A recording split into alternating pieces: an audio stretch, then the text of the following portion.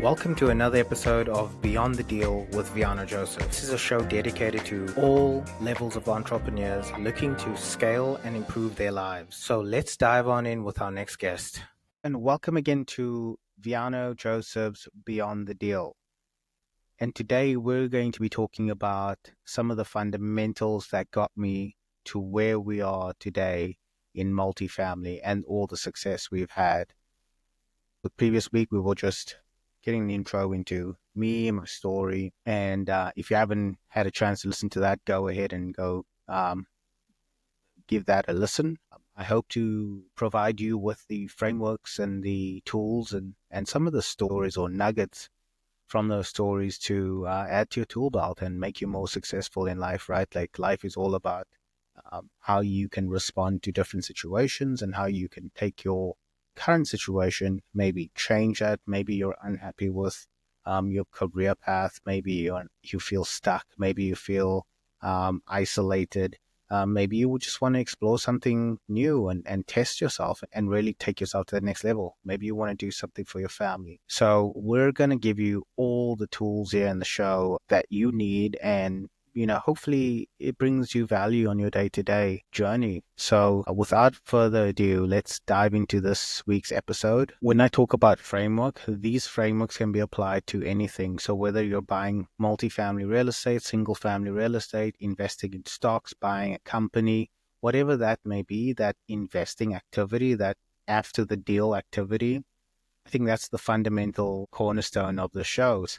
And it's very important to understand that real estate is also a business, right? So there's cash flow, there's operational costs, there's profit. So, there's one way of looking at life as just a hobby and you end up, treating life like a hobby, or you can treat it like a business and drive it like a business to your goals and really drive it into what you're looking to achieve in life. And that doesn't just mean monetary, of course, one, but to also improving the lives of those around you by you creating that success. So before we dive into the 5 pillars of success, I just wanted to touch in on the market and kind of where we are. It's a cold winter December afternoon here in Atlanta. We are fortunate enough to have a fairly mild winter, but it's still colder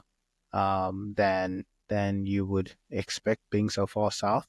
But nonetheless, we enjoy our seasons out here. A little bit rainy today, but I think what I did want to touch on, this is December 2024, and we just went through an election. And, we got our results, and congratulations to President Trump for his victory, and hopefully he can do it. Hopefully he can do what he says he's going to do and make America great again.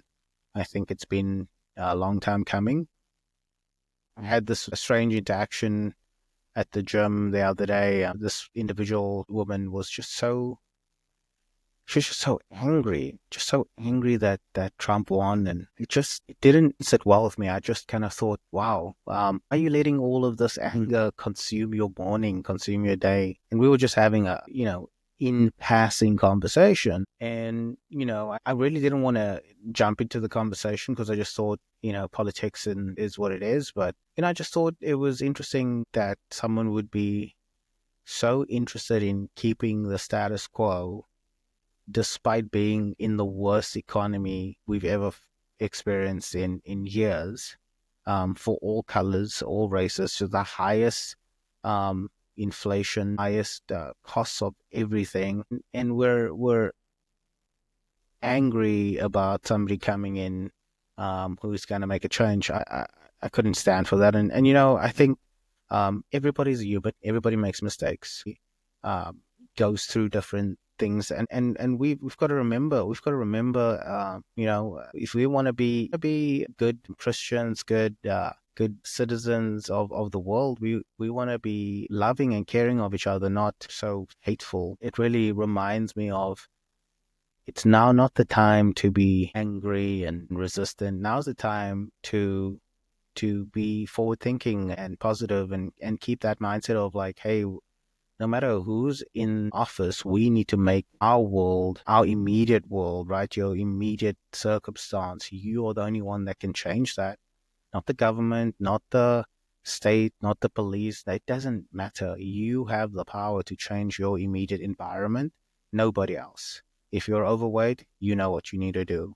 If you're underweight, you know what you need to do. If you're sick, well, if you're addicted to things, then you know what you need to do, right? It's like it's not a surprise, right? It shouldn't be. The hardest thing in life is to do the hard thing, right? You've got to just do it. So like getting up and going up and working out, sometimes you just don't want to. I'm always reminded from this great podcast I listened to with David Goggins. It was a great interview with David Goggins, and he said, hey, the things that I do, the things that, the feats that I'm doing and achieving and accomplishing and all that stuff, like, it sucks. It's not fun. It's not easy. If it was easy, everybody would be doing it. But, from his perspective, it sucks. You've just got to do it. You just got to get through it. You've got to knock it out. And so with that same mentality, we've got to look at our futures, look at our immediate environments. Like, what can we do to improve our environment, right? So is that saving a little bit more, investing more, learning a new course, learning a new skill, finding a community that can teach you that skill? There's so much opportunity out there to expand your horizon. So there should really be no excuse for anybody in this environment to not make the world of the world of their dreams, right? Like, that is the world's joy. So this is in fact the best time to be alive. In humanity, we don't have, you know, dinosaurs or huge animals trying to kill us at night. We're in the best time of our lives. We don't have neighboring tribes trying to come over here and destroy us. It's literally the most peaceful time in existence. So we have no excuse but to set ourselves up for success. And I hope that's why you're listening to this podcast. I hope that's why you're here. You want to learn the skill sets and different skills to make your life better, or if your life is great, make your life even better, right? So I appreciate that, and I look forward to being that guide along the way. Looking back at the markets, I think we've had some historic changes now with a red sweep in the US economy. I think what's going to be interesting now is to be watching out for the treasuries to be dropping from a macroeconomic standpoint. Credit terms are monumental to the world's economy, right? So we're looking at a 10-year treasury still above 4%.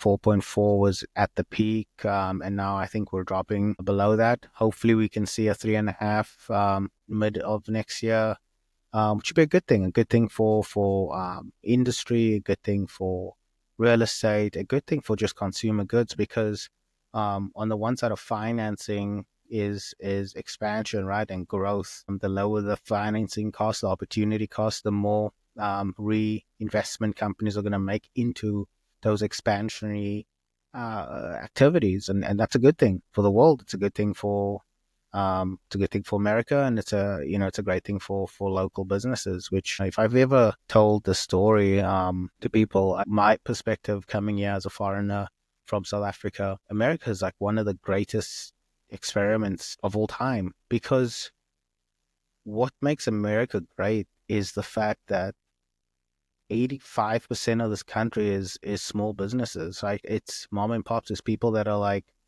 hey, I'm going to go start that lawn care service. I'm going to go do that plumbing, HVAC. I'm going to open up my legal practice. I'm going to open up my dental, my whatever you can think of. It's run by mom and pops. It's run by individuals. And then, of course, we have the other side, which is the conglomerates, the middle markets, and the larger companies. But even those have started from a small endeavor, and that endeavor has just grown over the year. And then we have our mega bigs, our listed companies, and those are some of the largest companies in the world. So, but the vast majority of America is these, small to medium sized companies. When you say small to medium sized, I mean, some of them are really big. So I'm not talking like they're all like small contributors, but there are some, for the everyday stuff, there's a lot of like little pockets that make part of the bigger machine. And I think the American dream is that, right? Like, taking that step, whether it's out of corporate or out of your family or whatever, and going and fulfilling, pursuing your dreams, that pursuit. I think having that ability to go out and do it, and sometimes you make it, sometimes you don't, but just that having that pursuit is the thing that moves this country along. Because if you think about it, those businesses, they buy materials, they employ people, they add services, they add products into the ecosystem, and those things get consumed. And so each of those continue to make an impact in this massive economy. And it's a beautiful thing. It's a beautiful thing to see a country that enables people to do that, to dare to dream and go pursue. And I think that's a beautiful thing. I think back to South Africa. We don't have that kind of mindset like some do, but it's not. Whenever you think about business, it's always like, there's a lot of red tape. There's a lot of, it's a lot of things that make it hard to step into it. You're basically more taught to be, fit within the confines of the system, and um, yeah, we have that, but we also have, the vast majority of people just, trying to make it for themselves and make it on their own, which is it's dope. I just love it. Yeah, so market update. We're headed in the right direction. Things are slower than ever. I think with certain policy changes, we'll probably see those effects in like a year or so.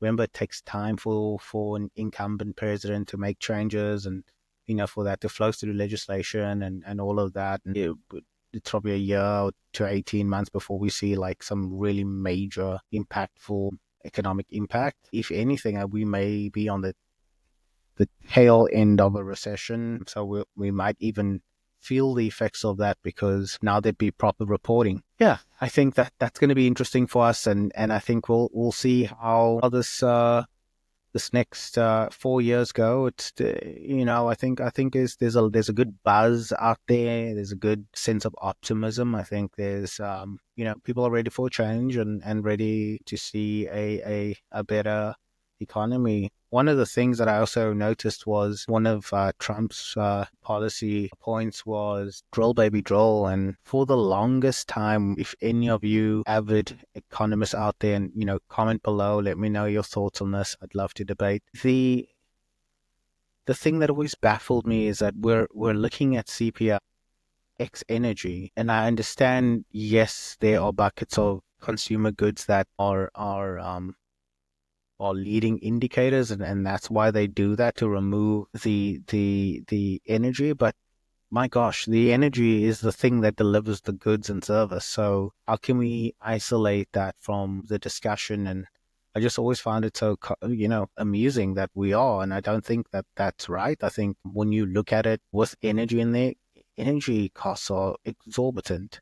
It's insane, the cost of electricity, and the inflation that's been allowed to go, and the cost of fuel and crude, Brent crude oil has been crazy. And I think now with us going and expanding these oil fields and resources, I think America is like some of the only countries in the world that's very efficient at fracking and those types of technologies to collect oil. And some of the areas where other countries would stop drilling, there's ways we can reclaim even more out of those areas. Which, if there's something that needs to come out of the ground, then that's probably something that we need the most of, because our trains, our trucks, our planes, our ships all run on fuel. So being able to reduce that cost is going to be critical to bringing inflation down, and bringing the cost of that finished good to market, right? So you have your raw material. Let me take it to economics, right? You have your raw material that goes into the input into the system. So let's say we're making a product, and you have your manufacturing in that processing plant. There's a cost associated. So that's your work in progress, right? So whatever that processes that uses fuel, electricity. And then you have your output, which are finished goods, goes into packaging, and those packaging items then go into shipping and distribution, right? So there's another fuel cost there. So if you can reduce the cost of fuel, I think that's a worthy play. And if the inputs go lower, then the pricing can go to a more affordable level, and which is dearly needed in the world. So good luck to the Trump administration. Hopefully they can get pricing under control. Hopefully it's not going to be a one-sided affair. It sounds like they want to work together in a bipartisan way and solve a lot of the concerns that the other side have. So, good luck to them. Let's see what happens. So in our next segment, we're going to go into the 5 pillars of success. And the 5 pillars of success is the fundamental framework that I've used and that I teach to my students. So I thought it would be nice for me to share this with the audience and just really kind of give you guys a insight into how we look at investing from a macro perspective, and maybe it sparks something in you, and gets you to make a decision to invest or start that little venture. And so I've split, you know, when we started going down the path of acquiring multifamily, we actually went down and bought duplex, a 7 unit, a 14 unit, and then for the longest time we were at that number of units, and just we're thinking about what's next. And one of the things that, I'm a firm believer in not reinventing the wheel where it comes to process and things like that, things that can speed up the whole process is hugely important for me and for growth. So, we applied this mindset to, hey, what worked in the past, and then what can we improve on so that this remains consistent and we can really crank through this so we can hit our goal. And I've distilled the framework into these 5 categories. 1 being mindset, 2 strategy, 3 scaling, 4 systems, and then 5 community. So when it comes to mindset, when I was in corporate, like there was no thought of going out and buying a bunch of real estate and improving the value and selling it at a higher price than what I bought it. I didn't even know the concept existed. But the thing that I'm realizing in life is that the better questions you ask yourself, the better your life will become. And someone told that statement to me. I think it was at a conference at this consulting firm I used to work at. That statement always kind of, it didn't bother me, but I always just kind of felt confused about it. Like, the better questions you ask, the better your life will be. And after achieving a level of success that, I could be really proud of after these last 7 years, I've always been asking myself better questions, asking myself, changing the ways you speak to yourself, the things you tell your mind is so critical to success. Can't even begin to stress that enough. If you keep saying negative things and reiterating negative memories and bringing us, it feels to your mind like the psychological, right? If you keep going to like a negative state in your mind, you perpetuate that, and that will manifest itself on the outside. It's so true. It's literally one of those things where you have to be kind, rewind, right? Do you guys remember that? Please be kind, rewind. Be kind to yourself. Be kind to the things you say to yourself. Like, I still have that voice in my head that says, you can't do it. Like, no way. Who do you think you are? Like, all of those things that just come from your childhood. Like, I don't know what, right? There's this point in your childhood, and argue with me in the comments, right? I want you to prove me wrong, but there's this time in your life as a child, I watch my little kids, they're just invincible. They're just invincible, and it's awful. It's so magical to see them just be so, uh, just, they have so much belief in themselves. And then at some point, we lose that. Maybe it's school, maybe it's that, corralling of lots of people together and you feel less special, and people put you down, there's bullies and all that stuff, right? So you build up these experiences, but mindset is huge, people. Like, you've got to get your head clear. You can do it. I believe in you. I don't even know you, but I believe in you. I know that you can do it, because if I can do it, you can do it. There's no reason for you not to take that next step in whatever you want to. If you want to be, whatever that is, right? Once you make that switch in your mind from a scarcity mindset to a abundant mindset, like I can do anything, I can achieve anything, I can receive anything, big things will come. That's one of the first pillars we exercise, and really getting clear on what that goal is. Without a clear goal on the wall, there all your progress will feel like it's going for nothing. So it's so awesome to see that you're knocking off milestones, chipping away at that task. Mindset number two, pillar number two, is it's in strategy. Having a clear, actionable plan to that goal that we've established in the beginning, and accompanies that mindset. Tailoring your major goal to like a step by step method is I mean, it's the fundamental truth of everything, right? You can't achieve everything like that. It comes in waves, it comes in steps. So when you're looking at I had this lecturer, he would always say, and this is an auditing lecturer, so we'd have these massive like audit questions, and he always said, how do you eat an elephant? And I was always like so annoyed by this professor. I was like, why? Who's talking about elephants? We're talking about auditing, right? Like, get on with it. And he's like, piece by piece, right? You got to break that elephant up. It's impossible to just grab it like that.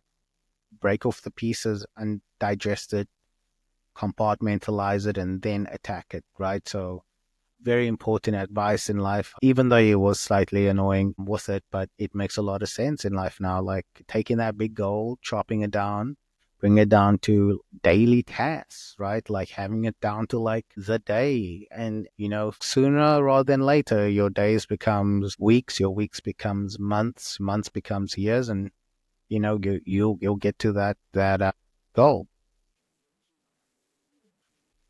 Mindset pillar number three is all about scaling. And you can do something once pretty easy.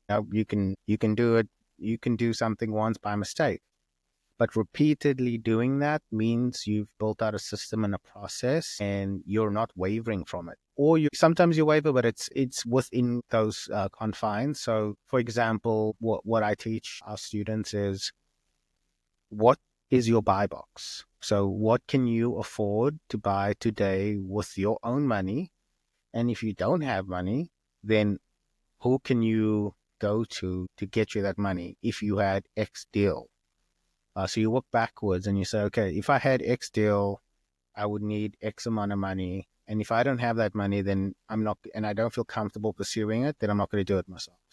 But if I have um, the capability and the competency and the skill sets to run a deal, buy a business, buy a investment, or whatever that is, right? Buy a property, then I can always find the capital for that based on those returns on that. So finding those metrics and then sticking to just finding those deals that fit that metrics means you can scale and grow because it's going to become systematic. You almost want it to be boring. You want to be so boring that you're like, yeah, another one happened. Like after a while in our journey, I was just, oh, close another deal. It becomes not that it was easy. Every deal has its own challenges, and every deal has some hiccup and last minute thing or whatever. But when you have a process and a system in place, you just start to clear all the, basically like 80-20 rule. 80% of the normal nonsense gets handled, and then you're really just focusing on that 20%. So every deal just kind of rolls into that level of you know of I guess the word there is not repeatedly, but just repetitively. Like it just becomes repetitive, and it becomes very very consistent, which is what you want when you want to scale. Pillar number four is systems. So automating systems and process. So taking those systems, and what are the things that, before when you think automation, everybody thinks it's like you're gonna go get the system, and you need IT, and systems are a collection of things, right? People, processes, whatever, right? So it may be you're getting an assistant, or you're adding another team member, partner, and that then helps you scale your business because you're focusing on less of the activities that you don't like, and maybe the person come in hopefully. When you do this right, you bring on someone that likes the things that you don't like to do, and then you can focus on the things that you like to do. And now you bring in more deals, and the things you don't like to do, maybe it's operational stuff that gets done by your partner who loves to do operational stuff, but they don't like the limelight. They don't like, raising capital or working with people, that type of thing. So that, putting in those automations is critical for growth and scale. And that's something I teach my students. And then pillar number 5, which is, we call it community, but it's really your team, right? The village you surround yourself with, because again, multifamily it's best described as a team, right? It's as a team sport. When you're working together, you need a lawyer, you need a property manager, you need a contractor, you need all these different types of things. But you're and you focus on the things that you're good at. Maybe you're good at finding the deals, maybe you're good at finding the capital, maybe you're good at operating the deals, right? So building the rest of the team around you. You can still be a key principal. You can still be the leader, the one in charge, and have those other components outsourced. You don't have to be an acquisition specialist or attorney or whatever. Like, as long as you build the team around you, you can build a kick-ass portfolio with these 5 fundamentals. And that's what I really want to stress. Like, life is not that complicated when it comes to creating that vision that you want. I think it's just like everything else. You need to find like-minded people that are on your level or above your level, that you can utilize. And when I say utilize, I'm not meaning like use in a bad way. I mean like literally utilize to level yourself up, because there's things you'll just won't know. What's it saying? I don't know what I don't know, right? So you could just be ignorant to the fact that there are other ways to do things better, simpler, easier, faster, whatever, right? And the key thing to that is networking and building a community. So that's why it's so fundamental to one of my pillars of success. Um, so yeah, that's it. Those were the 5 pillars. I hope that brings you some great knowledge.